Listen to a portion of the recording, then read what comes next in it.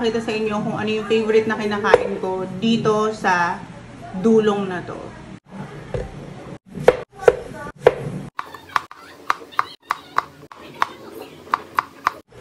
Kailangan maraming kamatis, Mars.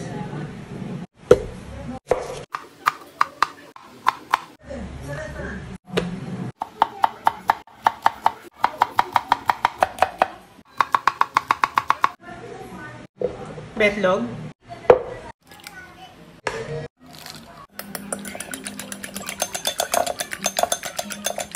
Oil. So, itong dulong natin, isasangag natin ito ng very hard para maging crispy.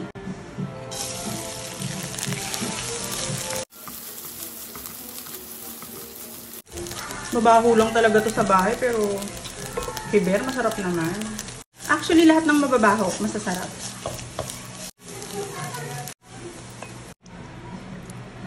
Hindi mo naman tong oil ko. Mas malakas pa ihin ko eh. Bawang. Pag road to pasunog na yung bawang, pwede na natin ilagay yung sibuyas.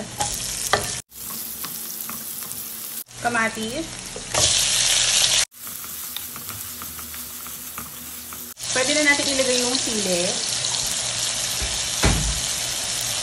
Ang dami. Sobrang anghang.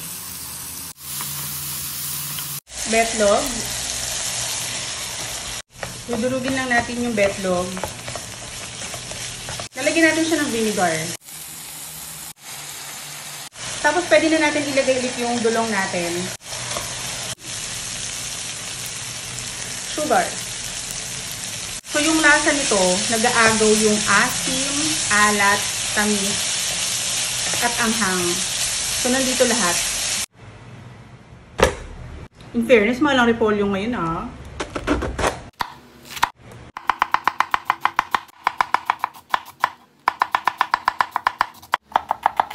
Wang ba? Alam niyo malaking tulong talaga yung meron ka talaga naka-back up na ganito eh. Sibuyas. Argentina ready to use giniling. O diba, walang kahirap-hirap. Hindi mo kailangan bumili na sa palengke. Patis.